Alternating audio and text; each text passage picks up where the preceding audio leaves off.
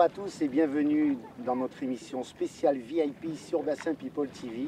Aujourd'hui, c'est que du bonheur grâce à notre ami Jacques qui nous a amenés en bateau sur le bassin d'Arcachon, sur un site magnifique qui sont les cabanes Chanquet, juste derrière nous. Alors, ils sont 4 dans le monde, on les appelle les Voice Performers. Et nous avons la chance d'en avoir un avec nous aujourd'hui, c'est monsieur Alexandre Chassagnac. Comment vas-tu, Alexandre? Très bien, écoute, un magnifique soleil, une vraie chance d'être ici. Très content, vraiment, merci d'être aussi, on va dire, agençant. Voilà.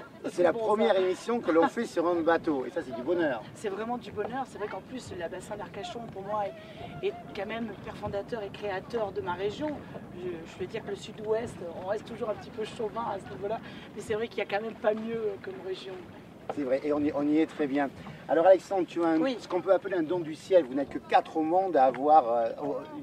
tu as toute la gamme du piano dans la voix, c'est ça? Tout à fait, oui. Donc tu es capable d'aller du plus aigu au plus grave? C'est ça, en fin de compte, on est 4 dans le monde à avoir été reconnus par des professeurs qui sont agréés justement pour ces reconnaissances-là. Pour ma part, ça s'est passé au Canada. Mais c'est vrai que c'est une particularité. Donc, à la base, c'est uniquement les hommes. Oui. Et on a 4 octaves. Donc 4 octaves, on va de baryton jusqu'à castrat. Donc c'est quand même une sacrée palette. Sacrée palette, oui. En plus de ça, ce que les gens ne savent pas aussi, c'est que le voice performer n'est pas uniquement que lyrique, mais aussi variété. Donc tu passes vraiment par tous les états de la voix. Et ça, en fin de compte, c'est un don à la base. Après, c'est sûr qu'après, pour pouvoir, on va dire, non seulement exploiter, puis avoir une meilleure écoute et être beaucoup plus pro, je pense qu'il est important vraiment de faire, on va dire, de travailler un peu, quoi, de prendre quand même quelques cours pour une justesse. Bon, après, en général, c'est inné, hein, la justesse. Alors, à quel âge tu t'es rendu compte de ça? Comment tu t'en es rendu compte? Je me suis rendu compte de cette voix-là, je dirais, le jour où mes grands-parents m'avaient amené à l'opéra pour aller voir justement la grande Barbara Hendricks. Et dans la voiture, j'étais complètement empris de mutisme. Complètement, j'étais devenue complètement muet. Et dans ma tête, je sentais qu'il y avait quelque chose qui était possible. Ici, tu sais, c'est un petit peu comme quand le matin, des fois, tu te lèves, tu te dis « Ah, je suis limitée, ah, j'arrive pas à monter » ou « Je suis un petit peu enrouée ». Et bien moi, j'avais l'impression d'avoir un ballon d'air et que quelque chose s'était révélé à moi. Et ma grand-mère, je m'en savais toujours, m'avait dit « Qu'est-ce qui se passe, Alexandre, tu dors ?» Et je lui ai dit « Non, je dors pas. » J'ai dit « C'est juste que, tu sais, mamie, je crois que ce que la dame, elle fait, je suis capable de le faire. » C'est possible quand un enfant a 10, 11 ans d'avoir des aigus. Oui. Mais quand arrive au fur et à mesure la mue chez le garçon qui doit avoir une voix qui part dans le grave, et bien moi, j'ai été oubliée, j'ai été mise sur le quai, on m'a dit « Toi, tu restes là. » Et en fin de compte, je me suis rendu compte que même à l'âge de 17, 18 ans, 19 ans, 20 ans, j'avais toujours cette facilité de monter dans l'aigu et je n'avais pas encore vraiment pris conscience que j'étais aussi capable d'aller dans les très graves. Est-ce que c'était aussi une aisance? Je ne sais pas, mais en tout cas, ça a commencé très jeune et si pendant un temps ça a été un petit peu un fardeau, parce qu'un homme avec... Parce que tu avais une voix plus aiguë que les autres. C'est ça, une voix plus aiguë que les autres. Donc ce fardeau-là, surtout à la période de la puberté où tu vas chercher à compter fleurettes, eh bien là sur ce coup-là, bon, c'était difficile. Ouais. Bien que bon, j'avais qu'à chanter et puis automatiquement ça rendait les gens unanimes. Voilà. Ça le faisait. Alors, tu as commencé à exploiter ta voix à quel moment? Parce que tu as fait des premières parties de gens comme Nida Fernandez, qui a une voix extraordinaire, et Rekindra aussi. Tout à fait, Pleasure Game, j'ai fait tous les grands artistes. Aussi, voilà. J'ai eu la chance de partir en tournée internationale avec la compagnie, etc. Je suis partie en Inde. Je crois d'ailleurs que c'est en rentrant d'Inde que je me souviens toujours d'une réflexion d'un de mes profs qui m'avait dit Alexandre, t'es revenu là, t'es plus en Inde. Et je me souviens de l'avoir regardé, il m'a dit ouais, c'est peut-être ça le problème. Parce que j'ai vraiment eu un changement. Je crois qu'on revient jamais, on laisse toujours une partie de soi. On dit toujours on laisse une partie une encre dans un pays. Et moi j'ai vraiment laissé une partie là-bas puisque j'ai eu la chance de travailler avec un maître tibétain. Ouais. D'où aussi donc tu es bouddhiste. Voilà, moi je suis bouddhiste. Tu as fait ce qu'on appelle prendre refuge, c'est ça? Tout à fait. J'ai pris refuge là-bas et j'ai appris à respirer. et à utiliser l'air, la fameuse respiration transcendantale du zen et du zazen. Je l'ai utilisé pour le chant. Ah, ça a pu te servir pour le chant. Tout à fait. Non seulement vraiment un travail sur soi-même, mais aussi un travail sur la voix et sur le bien-être. Je crois que c'est aussi prendre conscience de son soi intérieur et de son soi extérieur pour vraiment prendre vraiment conscience de la globalité de son être. Ça, c'est important pour moi. D'accord. Et puis après, eh bien, la chance d'avoir rencontré, je pense, la première fois où je suis sortie en boîte de nuit à l'âge de 17 ans et de rencontrer un DJ qui prenait des cours de chant et qui s'appelait Thierry Alexandre et qui m'avait dit bah, écoute, moi je te propose de venir prendre des cours de chant avec mon prof. Et j'ai eu cette chance, je crois que c'est, tu sais, on dit toujours on te met des joyaux sur ta route. Si tu ne sais pas en prendre conscience que cette pierre à l'état brut peut être quelque chose d'important pour toi, eh bien des fois tu passes à côté de quelque chose d'unique. Eh bien c'est un petit peu ce qui s'est passé avec Jean-Pierre Châtelier, mon professeur de chant, qui m'a fait réellement prendre conscience de cet état vocal, mais surtout aussi m'a fait prendre conscience que il y a des fois il faut apprendre à s'écouter pour être juste avec les gens. Et ça a été quelque chose aussi de très important pour moi. Voilà, c'est vraiment... Donc, l'ouverture, c'est ça. L'évolution, elle est là, le départ. Alors, tu as aussi créé un spectacle, Le Monde d'Alexandre, c'est une comédie musicale. Voilà, tout à fait. Comment s'est passé ça? Alors, cette création est un petit peu super extraordinaire. Je crois qu'on ne rencontre pas non plus les gens par hasard. Voilà, j'ai rencontré Jean-Raymond Binet, qui m'a été présenté par Jacqueline Thibault, qui est la père fondatrice du New Age sur le bassin d'Arcachon. Et j'ai rencontré Jean-Raymond et en fin de compte, c'est devenu un petit peu mon autre. Et on a écrit un album qui s'appelait Évidence Mystique où on y retrouve justement ce fameux titre Regardez la mer. Et me voilà en fin de compte à être, on va dire, carrément happé par sa musique, happé par son univers. Parce que Jean-Raymond, chaque musique qu'il crée, c'est un petit peu un livre, tu vois. C'est une histoire. Et là, on écrit cet album, on fait cet album, on a mis 2 ans et demi vraiment à créer tous les morceaux et à intéresser un éditeur qui était Reynaldo Seri des éditions CRC à Paris. Et je pars au Canada et en revenant, je me décide de faire vivre cet album, de le rendre, de mettre au monde ce bébé. Et, avec un visuel. Avec un visuel. Et ce visuel, en fin de compte, je décide d'écrire une histoire. Un peu d'histoire réelle, puisque c'est une histoire réelle d'un officier napoléonien qui décide de ne pas partir à la guerre de Waterloo avec Napoléon, pour justement évacuer tout ce côté négatif et dire moi je veux juste retrouver l'amour, je veux retrouver la femme que j'aime. Et en fait compte il va être récupéré par des moines et c'est dans les toits, dans ces bas-fonds où il va faire vœu de silence et vœu de chasteté que va commencer ses tourments.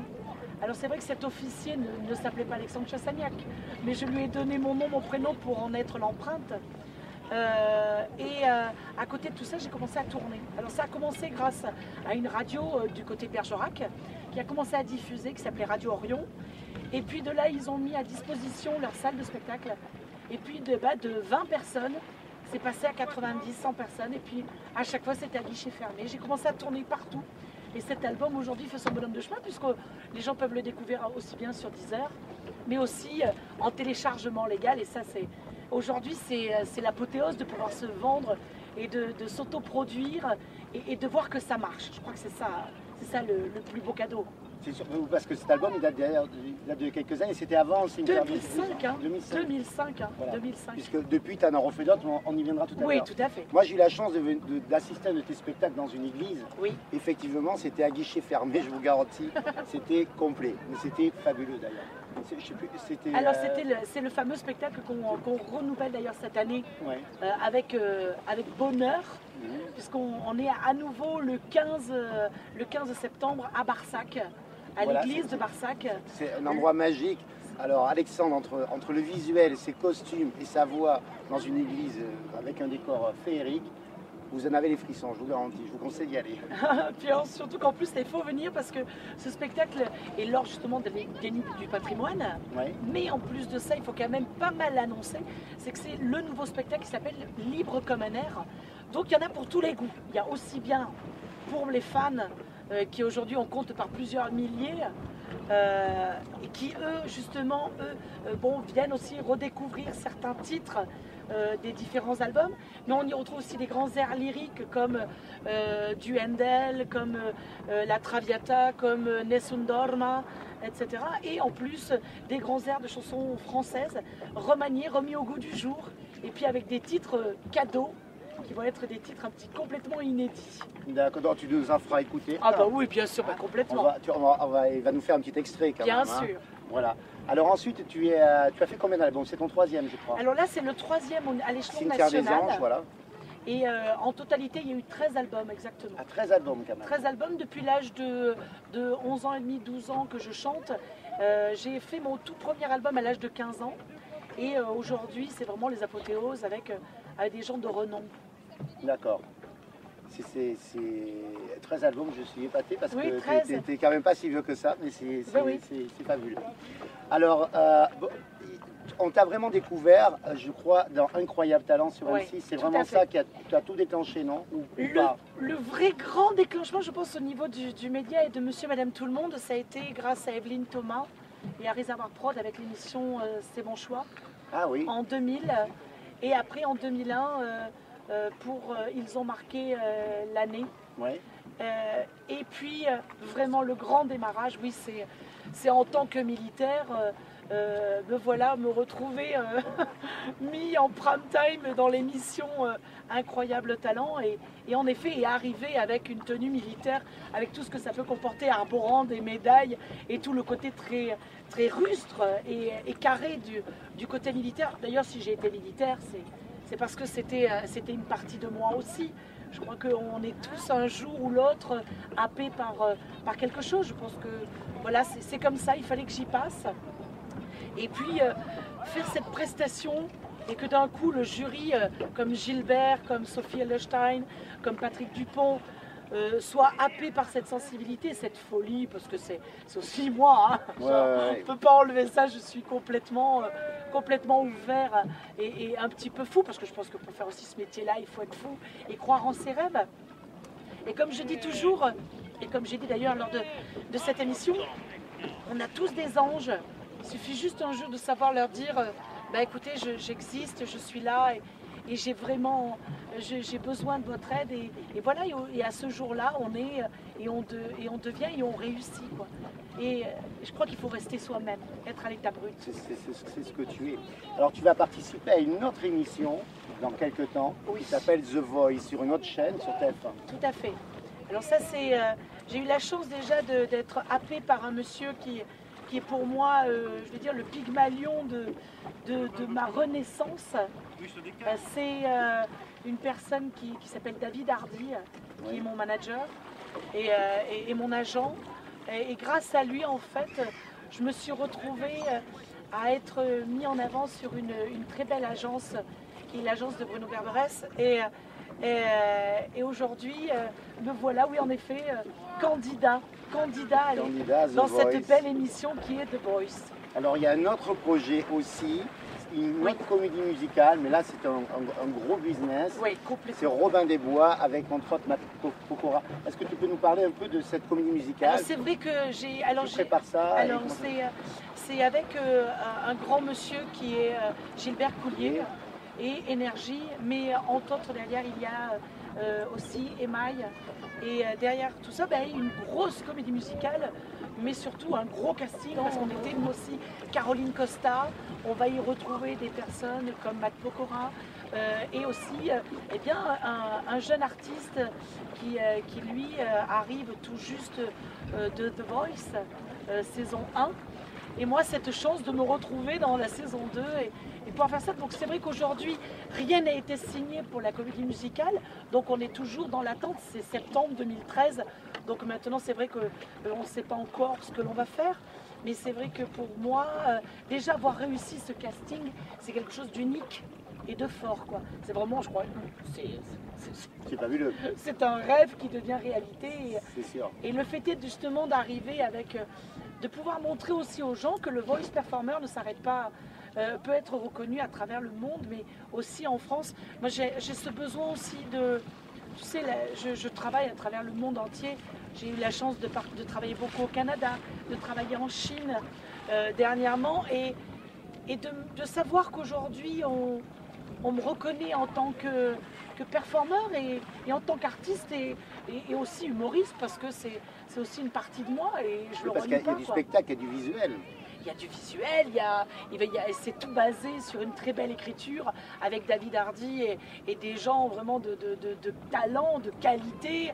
Et c'est vrai qu'on a cette chance-là de vraiment pouvoir être mis en avant. Tu sais, je crois que le monde du spectacle, c'est un monde de... alors tout le monde dit c'est un monde de requins, non, c'est un monde de gens qui ont décidé de mettre une pierre à l'édifice, à ton édifice, ils t'aident à polir, à vraiment te connaître. Moi j'ai eu besoin de ça et je crois qu'aujourd'hui, j'arrive, ça y est, à toucher du doigt, tu vois, vraiment, comme je dis, on touche un textile, et bien aujourd'hui, j'ai passé outre cette porte-là et je touche le côté chair humaine, voilà, de ce travail. Nul n'est prophète dans son pays, nul n'est prophète dans sa contrée.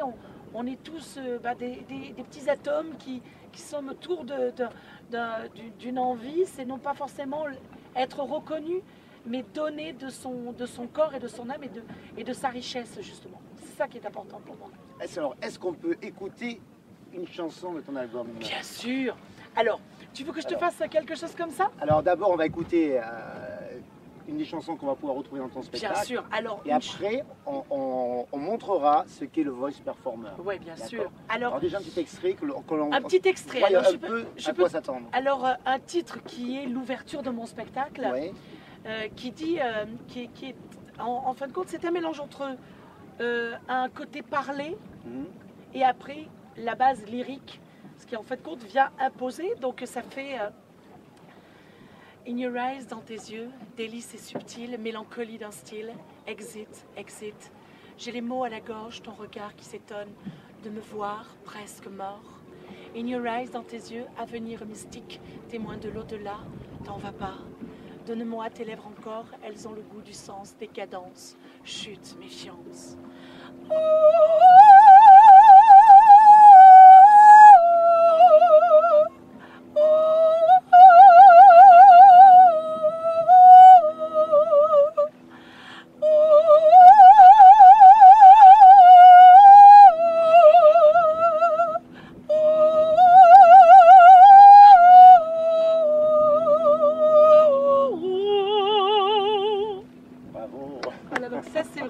C'est l'ouverture du spectacle, c'est l'ouverture du nouvel album.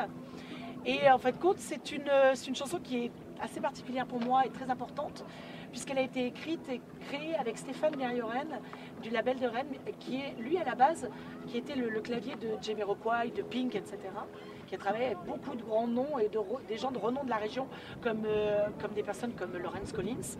Et c'est quelqu'un que j'ai rencontré, j'avais 21 ans à l'armée, en tant qu'appelé.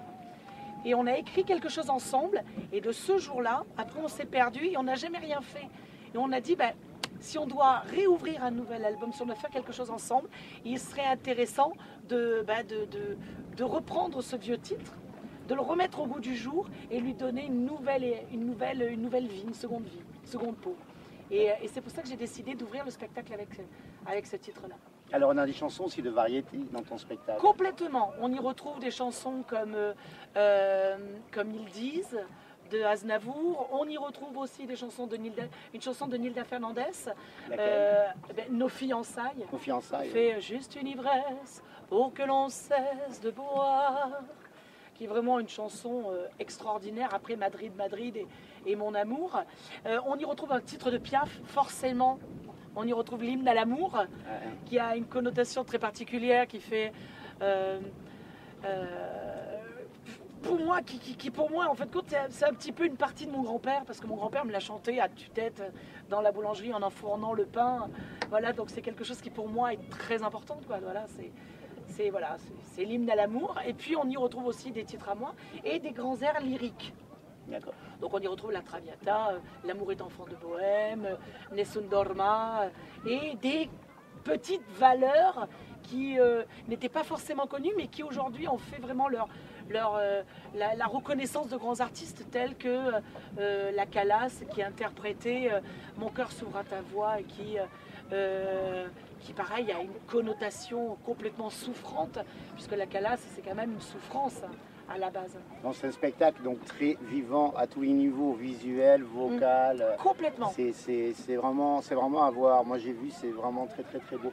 Alors je sais que tu as d'autres choses qui se profilent. Oui. Alors quoi par exemple? Alors, le petit cadeau déjà, grâce à toi aussi quand même. Le petit cadeau, c'est le fait d'avoir rencontré une grande dame. Grâce à toi d'ailleurs, c'est vraiment un vrai plaisir pour moi. C'est Irène Beau, plus connue sur Irka Bochenko. Irka Bochenko, une ex-James Bond girl qui avait joué dans Moonraker avec Roger Moore. Tout à fait. Et dans Billie Tease pour David Hamilton, et elle a fait beaucoup d'autres films. Mais il faut savoir que c'est aussi un auteur-compositeur reconnu, mais sous le pseudo d'Irène Beau. Elle a composé pour Tina Arena, Garou, Mireille Mathieu, elle a une palette extraordinaire. Tous les plus grands. Tous les plus grands, et maintenant toi, donc elle continue dans sa lancée. Et c'est extraordinaire parce que, comme on dit, voilà, c'est des belles rencontres.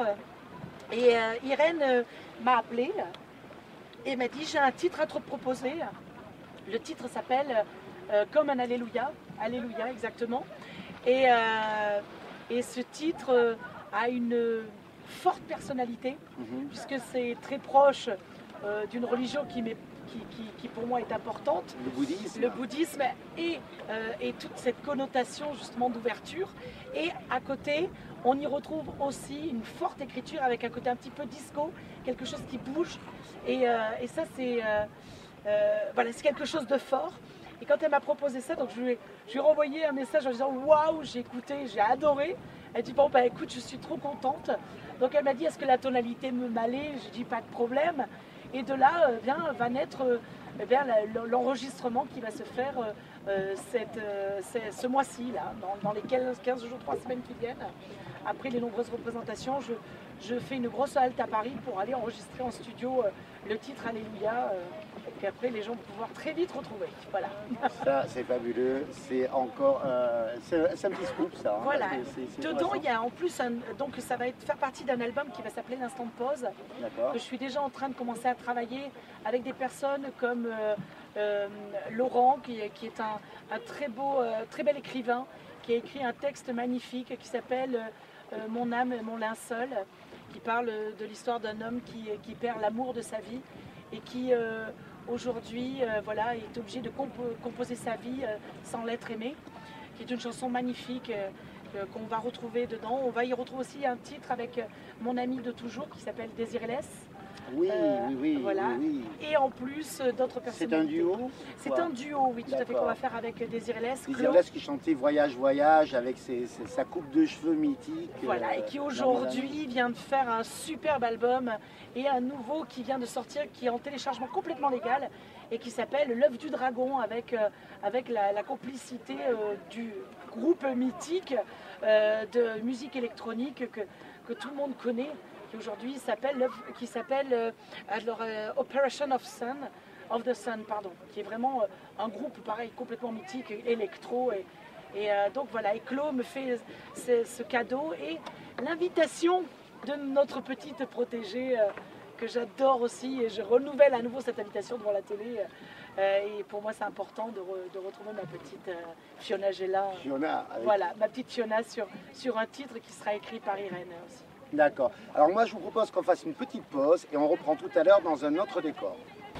Nous sommes toujours avec Alexandre Chassagnac sur le bateau de notre ami Jacques sur le bassin d'Arcachon. Alors nous avons fait un petit peu le tour de ta carrière, ta promo, on a expliqué un peu tout ce qui va se passer dans l'avenir. Alors maintenant on a beaucoup parlé de ton talent de voice performer. Oui. Alors j'aimerais que tu nous montres quelques exemples de ce que c'est, de ce que tu es capable de faire avec ta voix. Alors Alexandre, on t'écoute du plus aigu au plus grave, il va nous montrer la palette de son talent. Alors tu as une palette qui est dans soprane, qui est plutôt dans un genre...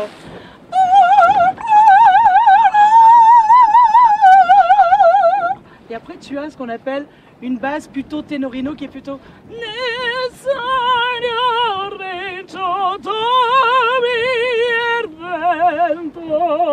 ce qui va bien avec le bateau. Ce qui va bien avec le bateau. Et après, tu as une basse plutôt ténor qui est Nessun dorma, nessun dorma, tu più rapri se pensi te a tu fraza, guardi e stelle, le tu. Et puis, tu as ce qu'on appelle après la variété. La variété, d'un coup, tu passes sur une tonalité complètement différente, mais qui est plus posée, genre on ne change pas, on met juste les costumes d'autres sur soi, on ne n'oublie pas, un geste, un regard, un peu, un tout de ce qu'on croit. Mais on n'oublie pas, on peut se peut tout juste le temps d'un rêve, d'un songe et de toucher du doigt. Mais on en parfois, ça rengaine insolente qui en tête, qui répète, on ne nous quitte pas. Après, tu as des grands airs de variété française et tu peux prendre une chanson de Piaf qui fait Mon Dieu, mon Dieu, mon Dieu, laisse-le-moi encore un peu, mon amoureux. Un jour, 2 jours, 8 jours, laisse-le-moi remplir un peu ma vie. Et tu finis toujours par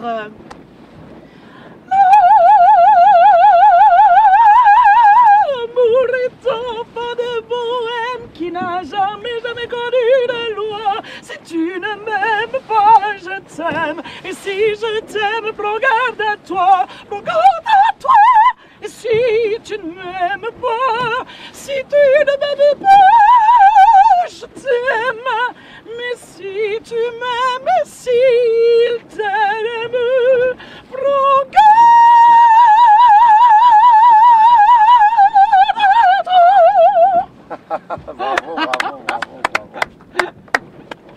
C'est excellent, donc voilà ce que c'est qu'un voice performer.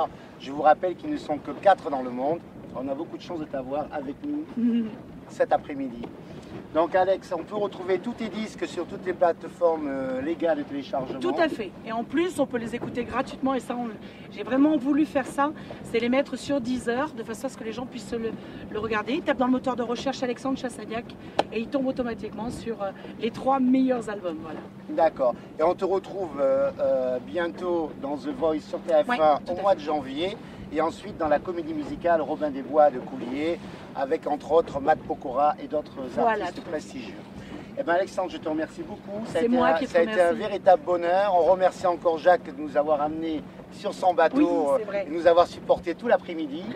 Et on se retrouve très bientôt, la semaine prochaine, dans une autre émission spéciale VIP sur Bassin People TV. À très bientôt et encore merci Alex. Avec plaisir. Bye bye. Bye bye.